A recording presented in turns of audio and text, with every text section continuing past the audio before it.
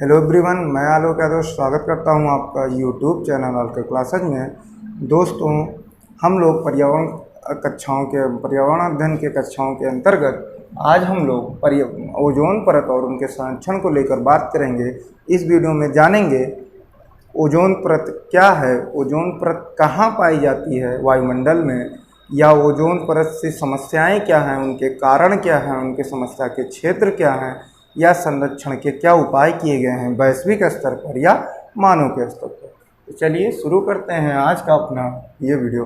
दोस्तों, जैसा कि हम जानते हैं, वायुमंडल पर पृथ्वी से लेकर वायुमंडल में पृथ्वी की सतह से लेकर वायुमंडल तक कुल मिलाकर गैसों की 5 परतें पाई जाती हैं, जो घनत्व और उनके रासायनिक गुण पर आधारित होती हैं। तो वो जो 5 परतें हैं वो हम देखेंगे। सर्वप्रथम पृथ्वी की सतह से 8 से 18 किलोमीटर, मतलब कि ध्रुवों पर 8 किलोमीटर और भूमध्य रेखा पर 18 किलोमीटर के बीच पाई जाती है हमारी क्या, क्षोभ मंडल। इसके बाद 18 से लेकर 50 किलोमीटर के बीच पाई जाती है हमारा समताप मंडल, और 50 से लेकर 80 किलोमीटर के बीच मध्य मंडल, 80 से लेकर 640 किलोमीटर के बीच आयन मंडल, और 640 से लेकर जहाँ तक हमारा वायुमंडल है 2000 किलोमीटर तक, वहाँ पर पाई जाती हैं क्या, वायुमंडल या बहिर्मंडल। ठीक, तो दोस्तों एग्जाम्स में यही क्रम ही पूछ लिया जाता है कि वायुमंडल की परतों का क्रम क्या है। तो हम कहेंगे सर्वप्रथम क्षोभ मंडल, फिर इसके बाद आएगा हमारा क्या, समताप मंडल, फिर इसके बाद क्या आएगा हमारा मध्य मंडल, फिर आयन मंडल, और फिर वायुमंडल। ठीक, ये पांचों का क्रम है। तो हम देखेंगे जो ये हमारी ओजोन परत है, वैसे तो ये 10 किलोमीटर से लेकर 50 किलोमीटर के बीच पाई जाती है, लेकिन जब इसकी सांद्रता की बात करेंगे तो सांद्रता हम देखेंगे कि ये समताप मंडल में 20 से लेकर 35 किलोमीटर के बीच पाई जाती है। इनकी जो अधिकतम सांद्रता है वो 20 किलोमीटर से लेकर 35 किलोमीटर के बीच पाई जाती है। ओजोन परत का कार्य क्या है? ओजोन परत ये क्या होती है? ये ऑक्सीजन का एक ही बहुत सघन रूप होता है, जिसको ओजोन के नाम से जानते हैं। ठीक, तो ये ओजोन परत जो है ये सूर्य से आने वाली अल्ट्रावायलेट किरणों को अवशोषण करती हैं। ठीक, ये अल्ट्रावायलेट किरणें यदि पृथ्वी पर आएंगी तो तमाम प्रकार से चर्म रोग या मानव स्वास्थ्य को प्रभावित करेंगी, और वहीं साथ ही साथ पृथ्वी के औसत तापमान में वृद्धि करेंगी, जिससे ग्लोबल वार्मिंग की समस्या उत्पन्न होगी। ठीक, ये जो ओजोन परत है हमारी, ये सूर्य से आने वाली अवरक्त किरणों को यहीं पर रोक लेती है, यहीं पर इनका अवशोषण कर लेती है। अवशोषण करने से होता क्या है, जो ये समताप मंडल का है, टेम्परेचर यहाँ से बढ़ना शुरू हो जाता है, और ये जो होती हैं क्या, अवरक्त किरणें, यहीं पर इनका अवशोषण हो जाता है। और किसके द्वारा? ओजोन परत के द्वारा। अगर यही ओजोन परत हम देखेंगे, अगर यही ओजोन परत जब हम 10 किलोमीटर से बताएं कि 10 किलोमीटर से लेकर 50 किलोमीटर के बीच पाई जाती हैं, जब ये ओजोन परत कहाँ पाई जाएंगी? क्षोभ मंडल में। क्षोभ मंडल में यदि ओजोन गैस मिली तो इसका क्या मतलब हुआ? इसका यही मतलब हुआ कि ये जो थी, यहाँ पर हम देखते हैं जब ग्लोबल वार्मिंग पढ़ रहे थे तो CO2 N2O और हाइड्रोजन के साथ CO2 N2O और CH4, ये सब जो गैसें थी ये किसका काम कर रही थी? हरित गैस की काम कर रही थी। ग्रीन हाउस गैस या हरित गैस, ग्रीन हाउस गैस का काम कर रही थी। तो जब ओजोन क्षोभ मंडल में रहती है तो ये भी किसका काम करती है? ग्रीन हाउस गैस का काम करती है। लेकिन यही जब ओजोन गैस समताप मंडल में पाई जाती है तो ये सूर्य से आने वाली यूवी किरणों को क्या कर लेती हैं? यहीं पर रोक लेती है। ठीक, तो हम देखें जो ये ओजोन परत है, ये हमारी ओजोन परत वायुमंडल में समताप मंडल में 20 से लेकर 35 किलोमीटर के बीच में इनकी जो सघनता होती है वो पाई जाती है। वैसे तो हम देखें कि जो ओजोन परत है या ओजोन गैस है वो 10 किलोमीटर से लेकर वायुमंडल में 50 किलोमीटर के बीच पाई जाती है, लेकिन जो इनकी सघनता है वो 20 से 35 किलोमीटर के बीच पाई जाती है। वहीं यदि हम देखें कि अगर ओजोन गैस क्षोभमंडल में पाई जाएगी तो ये भी किसका काम करेगी? ग्रीन हाउस गैसों का। ठीक, ग्रीन हाउस गैसों का काम करेगी। तो अर्थात हम कह सकते हैं जहाँ पर हम देखेंगे समताप मंडल में रहने पर ये ओजोन गैसें किसका काम करती हैं? पृथ्वी के रक्षा कवच की काम करती हैं। वहीं यदि ये क्षोभमंडल में पाई जाती हैं तो ये हमारे जीवन ग्रीन हाउस गैसों का काम करती हैं, जो पृथ्वी के ग्लोबल वार्मिंग को यानी पृथ्वी के औसत तापमान को बढ़ाने का काम करती हैं। हम लोगों ने देखा कि ओजोन परत क्या है, अर्थात हम लोगों ने देखा ओजोन परत कहाँ पर पाई जाती है। देखते हैं ओजोन परत से लेकर समस्याएं क्या उत्पन्न होती है। अब हम लोग देखते हैं इनसे उत्पन्न समस्या क्या है। यदि हम बात करें ओजोन परत से, यदि ओजोन परत की मोटाई कम हो जाए तो ये मोटाई यदि कम हो जाती है तो कौन कौन सी समस्या पर्यावरण में या हमारे वातावरण में उत्पन्न होगी उसको देखेंगे। तो कुल मिलाकर हमें दो समस्याएं होंगी। एक स्वास्थ्य संबंधी समस्या, ठीक, पहली जो समस्या होगी वो होगी हमारी क्या? स्वास्थ्य संबंधी समस्याएं। वहीं दूसरी जो समस्या होगी वो हमारे पर्यावरण को लेकर होगी, जो होगा ग्लोबल वार्मिंग की समस्या। ठीक, यदि हम स्वास्थ्य संबंधी समस्याओं की बात करेंगे तो यहाँ पर हमें मिलेगा जब ओजोन मंडल ओजोन परत की मोटाई कम हो जाएगी तो यहाँ पर हमें मोतियाबिंद, ठीक, मोतियाबिंद, चर्म रोग और कैंसर जैसे रोगों की क्या पाई जाएगी? बहुलता पाई जाएगी। अर्थात मानव के स्वास्थ्य पर इसका बुरा प्रभाव पड़ेगा। वहीं एक गंभीर समस्या होगी क्या? त्वचा कैंसर। वहीं एक गंभीर समस्या होगी क्या? चर्म रोग। वहीं एक गंभीर समस्या क्या होगी? मोतियाबिंद की। यदि हम बात करें वातावरण में तो ग्लोबल वार्मिंग आएगा। ग्लोबल वार्मिंग पढ़ते समय हम लोगों ने देखा था कि ग्लोबल वार्मिंग आने से पर्यावरण में हमारे कौन कौन सी समस्याएं उत्पन्न होंगी। तो हम लोगों ने देखा था कि ग्लोबल वार्मिंग जो है ये था क्या? पृथ्वी के औसत तापमान में वृद्धि। और हम लोगों ने अभी यहाँ पे देखा कि जब ये सूर्य से आने वाली अवरक्त किरणें थी, जब ओजोन मंडल को पार कर कर क्षोभमंडल में आएंगी या पृथ्वी के सतह के करीब पहुँचेंगी तो क्या करेंगी? यहाँ का पृथ्वी का जो सतह है इनका टेम्परेचर क्या हो जाएगा? बढ़ जाएगा। अर्थात इससे होगा क्या? हमारा ग्लोबल वार्मिंग और पृथ्वी के औसत तापमान में वृद्धि होना क्या कहलाता है? Global warming. तो इससे ग्लोबल वार्मिंग को बल मिलेगा और ग्लोबल वार्मिंग को बल मिलेगा तो ग्लोबल वार्मिंग के कारण जो समस्याएं होंगी ठीक वही सारी समस्याएं फिर ओजोन परत के पतली होने से हो जाएंगी। जैसे हम देखेंगे हिम पिघलना, हिम का पिघलना, हिम पिघलने लगेंगे अगर टेम्परेचर ज़्यादा हो गया। और क्या होगा? जलवायु परिवर्तन हो जाएगा। जहाँ पर आते थे बाढ़ वहीं पर आएंगे सूखा, और जहाँ पर सूखे आते थे वहीं पर होगा क्या? बाढ़। इस तरीके से हम देखेंगे जो ग्लोबल वार्मिंग से उत्पन्न समस्याएं थी वही सारी समस्याएं उत्पन्न होने लगेंगी। अब हम देखते हैं ये तो समस्या हो गई, लेकिन ग्लोबल ये जो ओजोन परत है इनके पतले होने की कारण क्या है? इसके पीछे कोई ना कोई तो कारण होगा जो ये हमारे ओजोन परत को क्या कर रहे हैं? पतली कर रहे हैं। तो यदि हम देखेंगे इसके कारण को, यदि हम कारण को जानते हैं तो कारण में देखेंगे जो इसका मुख्य कारण है वो CFC गैसों का, CFC गैसों की अधिकता। ठीक, तो होता क्या है जब CFC गैसों की अधिकता हो जाती है कहाँ? वायुमंडल में, तो CFC यानी क्लोरोफ्लोरोकार्बन। ठीक, तो यदि ये जो गैसें होती हैं ये क्या कर लेती हैं? ओजोन के साथ जो CFC होता है वो ओजोन के साथ क्रिया करके, और इनको ये जो क्रिया होती है ये क्लोरीनीकरण की क्रिया होती है। मतलब कि ये बनाएंगे क्या? क्लोरीन। और जब क्लोरीन बनेगा तो इससे होगा क्या? ओजोन परत का क्षय। तो ओजोन परत का जब क्लोरीन बनने के कारण क्षय हो जाएगा तो हमारा जो सूर्य से आने वाली यूवी किरणें होंगी उनका अवशोषण उतना अधिक नहीं हो पाएगा।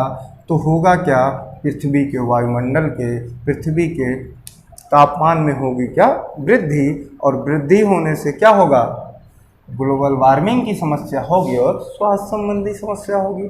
ठीक, तो जो इसका कारण है, इसका मुख्य कारण क्या है, सीएफसी गैसों की अधिकता के कारण, सीएफसी गैसों का जो उत्सर्जन हो रहा है तीव्र गति से, वो क्या करेंगी, वो ओजोन से क्रिया करके उसको क्लोरीन में बदल देंगी। और जब जैसे ही वो क्लोरीन में बदले तुरंत होने लगेगा क्या, हमारे ओजोन परत का क्षय। तो ओजोन परत के क्षय के लिए सबसे जिम्मेदार जो गैस है वो है हमारी क्या, सीएफसी गैस, क्लोरोफ्लोरोकार्बन गैस। ठीक, तो क्लोरोफ्लोरोकार्बन गैस के उत्सर्जन की जो दर है उसको हमें कमी लाकर हम अपने ओजोन परत को क्या कर सकते हैं, सुरक्षित कर सकते हैं। यदि हम इसके समस्या क्षेत्र को देखेंगे तो पाएंगे कि जो हमारा अंटार्कटिका का क्षेत्र है, कौन सा, अंटार्कटिका, यानी हमारा दक्षिणी ध्रुव का जो क्षेत्र है वहाँ पर सबसे ज़्यादा प्रभाव देखने को मिलता है। सर्वप्रथम 1985 में JBM डॉप्सन महोदय ने, कौन, JBM डॉप्सन महोदय ने, ये ब्रिटिश भूगोलवेत्ता थे, ब्रिटिश पर्यावरण शास्त्री थे। तो इन्होंने क्या देखा, वह अंटार्कटिका क्षेत्र पर अध्ययन किया तो पाया कि जो ओजोन परत है इसकी मोटाई में क्या आ रही है, कमी आ रही है। और इसके कारण वहाँ की जो गैस हिम है वो क्या कर रहे हैं, पिघल रहे हैं। और पिघलने से होगा क्या, जब यहाँ पर ओजोन परत का जो पतला हो जाएगा तो यहाँ पर सूर्य की यूवी किरणें आएंगी और उससे क्या होगा, वैश्विक तापन को, ग्लोबल वार्मिंग को क्या मिलेगा, बल मिलेगा। तो इससे होगा क्या, ग्लोबल वार्मिंग में वृद्धि और स्वास्थ्य संबंधी हमारी समस्याएं। अभी हाल में ही वैज्ञानिकों ने इसका दूसरा क्षेत्र खोजा और देखा कि जो तिब्बत का पठार है, हिमालय के, अर्थात हिमालय के और उत्तर में जो तिब्बत का पठार है वहाँ पर भी ओजोन परत के पतली होने की संभावना जताई गई है। ठीक, तो इसके जो समस्या के क्षेत्र हैं वो हमें दो मिले, एक अंटार्कटिका का क्षेत्र और दूसरा हमारा तिब्बत का पठार। और इस समस्या को सर्वप्रथम ओजोन परत के पतली होने की जो समस्या थी, इसका जो सर्वप्रथम यदि हम देखेंगे, इसका जो अध्ययन था ब्रिटेन के भूगोलवेत्ताओं ने किया। तो ब्रिटेन के भूगोलवेत्ता थे JBM डॉप्सन महोदय ने सर्वप्रथम ओजोन परत के पतली होने का कारण का पता लगाया। तो जो ये डॉप्सन महोदय थे, इन्होंने क्या किया, ओजोन परत की सघनता को मापा। क्या किया, ओजोन परत की सघनता को मापा। अब सघनता डॉप्सन महोदय ने इस पर सर्वप्रथम मापा था। तो हुआ क्या, जब ओजोन परत की जो मोटाई थी या जो सघनता थी उसको किस इकाई में मापा जाने लगा, डॉप्सन, इन्हीं के नाम पर क्या कहा गया, डॉप्सन इकाई। ओजोन परत का जो सघनता है या ओजोन परत की जो सांद्रता है वो किसके द्वारा मापी जाती है, डॉप्सन इकाई के द्वारा मापी जाती है। यदि हम बात करेंगे ये जो समस्या क्षेत्र है और ये कारण है, तो यदि हम कारण के निवारण को देखेंगे, यदि हम इसके संरक्षण पर बल देंगे तो देखेंगे विश्व स्तर पर क्या संरक्षण, वैश्विक स्तर पर क्या संरक्षण किए गए हैं और मानव के स्तर पर क्या संरक्षण किए जाने चाहिए, इन दोनों को हम इस वीडियो में पढ़ेंगे। तो चलिए देखते हैं वैश्विक स्तर पर क्या संरक्षण किए गए हैं। सर्वप्रथम पता चला हमें 1985 में। तो 1985 में पता चला तो तुरंत एक सम्मेलन मनाया गया जिसको हम वियना सम्मेलन के नाम से जानते हैं। ये सम्मेलन उतना ज़्यादा प्रसिद्ध नहीं हो पाया। फिर इसके 2 वर्ष बाद एक सम्मेलन बुलाया गया कनाडा के मॉन्ट्रियल में। इसको हम मॉन्ट्रियल सम्मेलन के नाम से जानते हैं। जब कनाडा के मॉन्ट्रियल सम्मेलन में 1987 में बुलाया गया तो यहाँ पर किसके उपयोग को, CFC के उत्सर्जन में कमी लाने की बात कही गई और विश्व में ओजोन परत से संरक्षण के लिए जागरूकता अभियान चलाया गया। और हुआ क्या, और एक बात ये हुई कि यहीं पर ही सर्वप्रथम CFC के स्थान पर HCFC हाइड्रोजन क्लोरोफ्लोरोकार्बन की बात प्रयोग करने की बात हुई।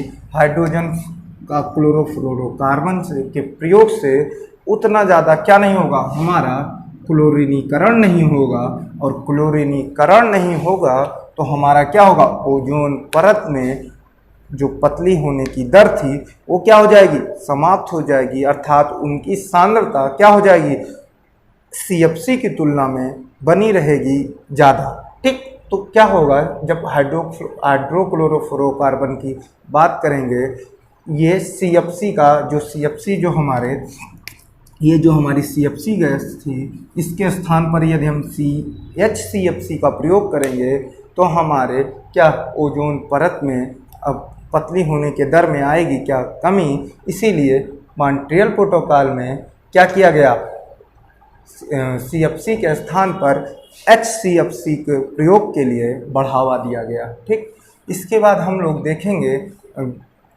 कि जो 1987 में था, यहाँ कब हुआ था, 16 सितंबर 1987। ठीक, तो इसके लगभग 7 साल के बाद ही 16 सितंबर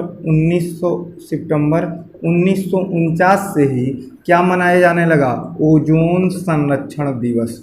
तो परीक्षाओं में बहुत ज़्यादा क्वेश्चन यहाँ से पूछे जाते हैं, ओजोन संरक्षण दिवस कब मनाया जाता है। तो ओजोन संरक्षण दिवस 16 सितंबर को मनाया जाता है। यह सर्वप्रथम 1994 ईस्वी में मनाया गया। वहीं यदि बात करेंगे तब से लेकर आज वर्तमान समय तक भी 16 सितंबर को ही क्या मनाया जाता है, ओजोन संरक्षण दिवस।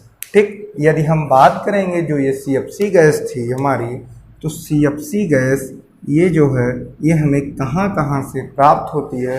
यदि हम CFC की बात करेंगे तो ये जो CFC है ये प्रशीतकों से ज़्यादा निकलती है। किससे, प्रशीतक से। हमारे जितने भी प्रशीतक संबंधी उपकरण होंगे वहाँ से हमारी ये CFC गैस निकलेगी। यदि हम बात करेंगे CFC की तो हम देखेंगे ये हमें मिलेगी कहाँ, AC से, फ्रिज से निकलने वाली जो गैस होती है वो भी CFC होती है, और फार्म कंपनियों से भी क्या निकलता है, CFC गैस की बढ़ोतरी होती है। ठीक, इसके बाद यदि हम देखें इसके अतिरिक्त ओजोन परत के पतली होने के दर में कौन कौन से गैसों का योगदान है, तो वो है क्या, हमारा हाइड्रोजन। ठीक, हाइड्रोजन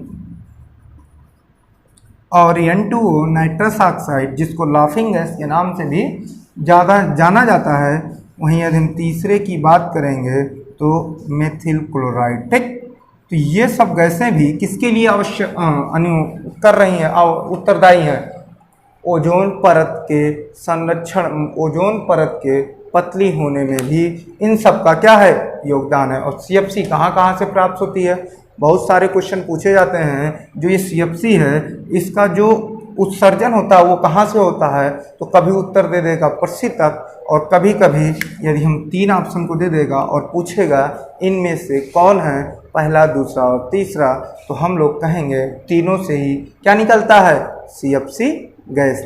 यदि हम इसके और बात करें तो जो ये हमारी क्या है, ओजोन लेयर है, इनकी जो सांद्रता है, क्या सांद्रता या मोटाई। ठीक, सांद्रता या मोटाई, यदि हम इनकी सांद्रता या सघनता, ठीक, सघनता, सांद्रता या मोटाई यदि हम इनको मापेंगे तो इनके मापने का जो इकाई होता है वो डॉप्सन होता है। जैसा कि हम लोगों ने अभी जाना था कि 1985 में JBM डॉप्सन महोदय ने ही किसको बताया था, ओजोन परत को खोजा था। ओजोन परत में जो मोटाई होती थी उसको उसकी खोज में निकाला था। तो ये क्या था, जो ये सघनता थी ये किससे नापी जाती है, डॉप्सन इकाई से। यदि हम इनकी बात करेंगे कि जो ये ओजोन लेयर है ये किसी विशेष मौसम में इनकी जो सघनता होती है वो बढ़ जाती है और किसी विशेष मौसम में इनकी जो सघनता होती है उनमें आती है क्या, कमी। यदि हम बात करेंगे ओजोन परत के सबसे कम मोटाई या सबसे कम सांद्रता को लेकर, तो देखेंगे जो ये हमारी वर्षा ऋतु में ओजोन परत की जो सांद्रता है, ओजोन परत की जो सघनता है या ओजोन परत की जो मोटाई है वो क्या, उसमें आती है क्या, कमी। ठीक, तो यदि हम इनके अधिकता की बात करेंगे, सबसे अधिक मोटाई किस ऋतु में आएगी, तो जब हम वसंत ऋतु की बात करेंगे तो देखेंगे क्या, ओजोन मंडल के सांद्रता में आती है क्या, वृद्धि। ओजोन मंडल के सघनता में आती है क्या, वृद्धि। और ओजोन मंडल की मोटाई में आती है क्या, वृद्धि। तो ठीक, सबसे अधिक जो सघनता पाई जाएगी वो पाई जाएगी हमारी वसंत ऋतु में और सबसे कम जो सघनता पाई जाएगी वो वर्षा ऋतु में पाई जाएगी। ठीक, तो हम लोगों ने आज के अपने इस वीडियो में देखा कि ओजोन परत कहाँ पाई जाती है या ओजोन परत क्या है।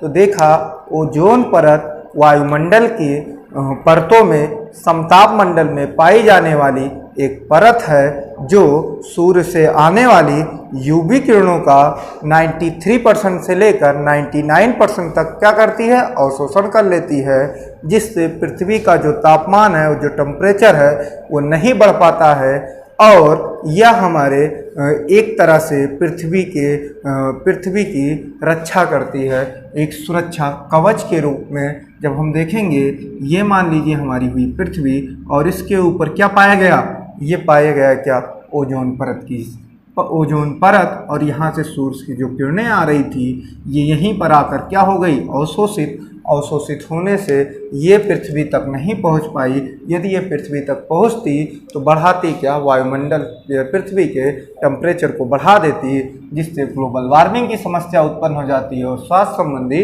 समस्याएं।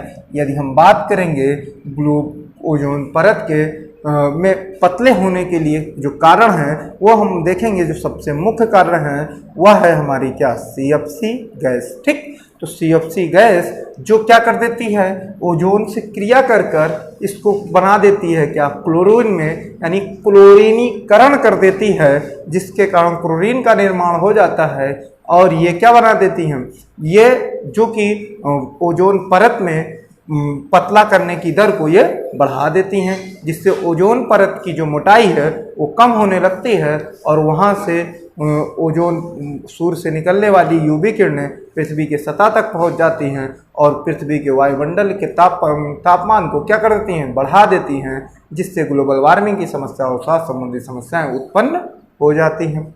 ठीक, यदि हम इसकी समस्या क्षेत्र को देखे थे तो अंटार्कटिका का एक क्षेत्र मिला था और दूसरा भी हाल में ही खोजा गया था, क्या, तिब्बत का पठार। ठीक, और इसकी जो खोज थी वो हुई थी 1985 में, JBM डॉप्सन महोदय ने किया था। ये कहाँ के वैज्ञानिक थे, कहाँ के भूगोल शोधकर्ता थे, ये थे हमारे ब्रिटेन के शोधकर्ता, जो सबसे पहले ब्रिटेन शोधकर्ताओं ने ही क्या खोजा था, ओजोन परत के पतली होने के दर को, ओजोन परत में हुए होल को लेकर खोज शोध कौन किया था, JBM डॉप्सन महोदय ने।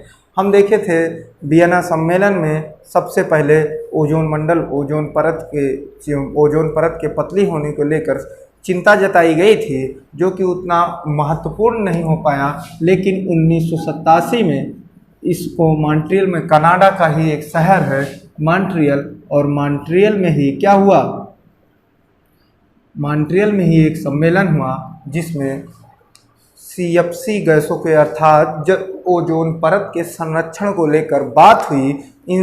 ये जो उत्सर्जन की दर थी, CFC उत्सर्जन के दर की कमी लाने की बात हुई। इसके स्थान पर HCFC हाइड्रोजन क्लोरोफ्लोरोकार्बन को उपयोग करने की बात हुई, जो क्लोरीनीकरण से बचाएगा और जिससे ओजोन परत की जो सघनता है वो उसमें कमी नहीं आएगी।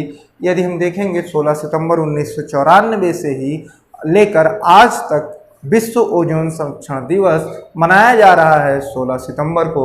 यदि हम और इसके बात करें तो जो ओजोन मंडल की जो मोटाई है वो मापी जाती है क्या, डॉप्सन इकाई में।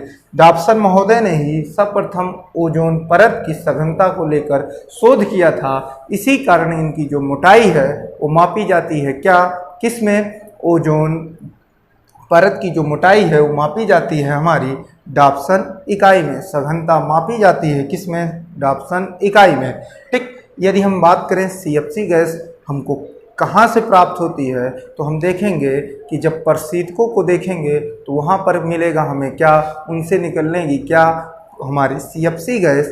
AC से भी हमारी निकलती हैं, कौन सी गैस, CFC गैस।